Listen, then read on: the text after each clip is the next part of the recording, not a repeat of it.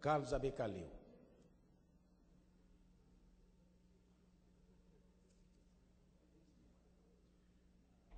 Senhor presidente, senhores deputados, senhoras deputadas, tem ocupado espaço central na mídia brasileira e internacional o caso da concessão da condição de refugiado ao italiano Cesare Battisti, por Sua Excelência o Ministro da Justiça, Tarso Genro.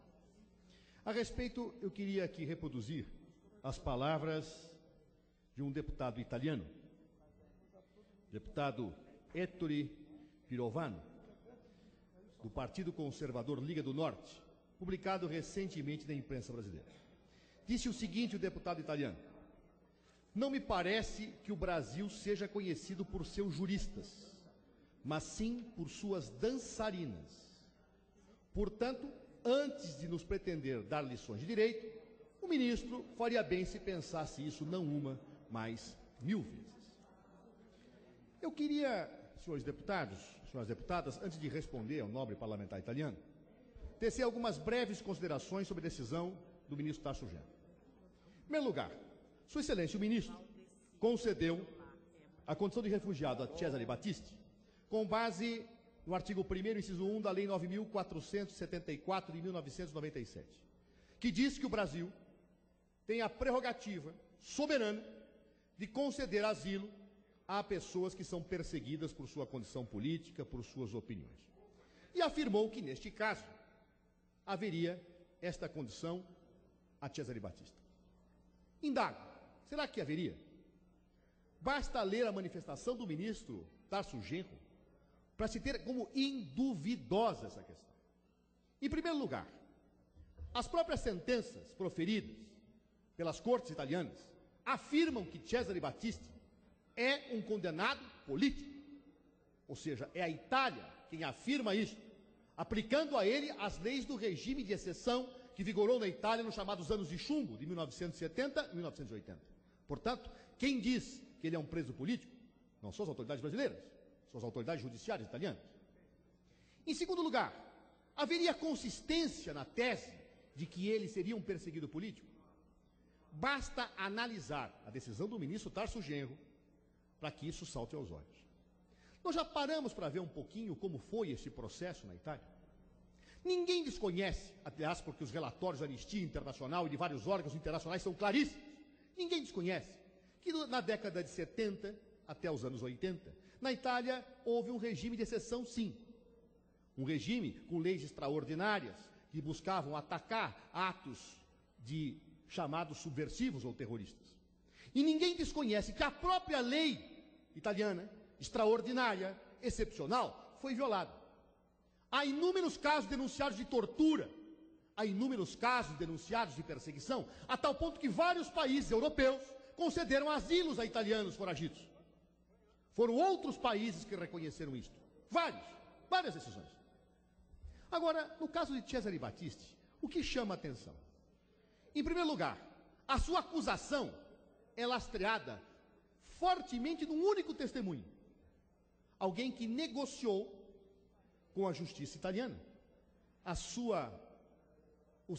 uma pena menor, através da delação premiada, para que, entregando esses companheiros, pudesse ser absolvido. Todo mundo sabe, desde o início, que alguém entra em uma faculdade de Direito, e não precisa cursar uma faculdade de Direito italiano para isso, que basta que você tenha uma delação premiada para que você tenha que olhar com cuidado o testemunho. Porque alguém, para baixar sua própria pena, pode fazer coisas atrozes. Pois bem, é um testemunho colocado em xeque. Não bastasse isto, descrições não batem. Por exemplo, Cesare Battisti é acusado de um crime que no mesmo dia, ou de 2 crimes que teriam ocorrido no mesmo dia, no intervalo de 500 quilômetros de distância. Cesare Battisti é acusado de ter cometido um crime cuja testemunha ocular diz que quem cometeu foi uma pessoa morena de 1,90 m. Cesare Battisti é loiro e tem 1,70 m. Está provado pelas cortes francesas que Cesare Battisti jamais deu a procuração a seu advogado que o defendeu, por perícia. Ele tinha assinado folhas em branco quando ele estava na Itália. E a perícia francesa mostra que foi preenchida uma procuração para o advogado dele. E quem era o advogado dele? O mesmo advogado que advogou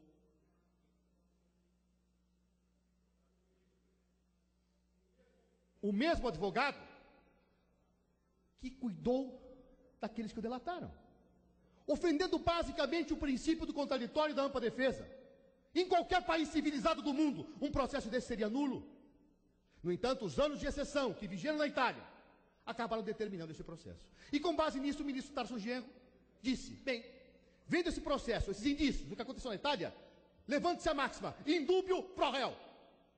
Na dúvida, pro réu. Um princípio de humanidade, um princípio de direito, um princípio universal.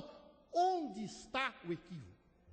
E aí vem um deputado italiano dizer que nós não podemos dar lições de direito à Itália, que o Brasil só é conhecido por suas dançarinas. E o que mais me espanta, senhores deputados, é que parlamentares brasileiros parece que se somam nas suas vozes a atacar essa decisão. Eu até respeito quem discorda da decisão do ministro Tarso Genro, respeito, é legítimo. Agora, admitir que nós nos curvemos a pressões, admitir que o Brasil seja tratado como um paizinho, que o Brasil seja tratado como um país de segunda categoria, que sejam lembradas dançarinas brasileiras e somarem suas vozes nesse momento para pedir, junto com aqueles que querem nos tratar dessa forma, a expulsão de César de Batista, é esquecer que o hino nacional coloca que o brasileiro não foge à luta, senhores deputados. Que discordem, é legítimo, mas nesse momento, quando o Brasil é atacado, quando a nossa soberania é atingida, querer se somar a estas vozes, é não agir como brasileiro. Portanto, senhores deputados, eu concluo.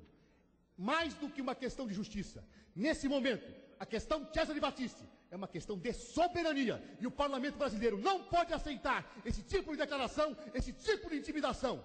Oposição e governo, nesse momento, têm que estar juntos na defesa do Estado brasileiro, da soberania nacional. Muito obrigado, senhores deputados. Muito obrigado, senhores deputados.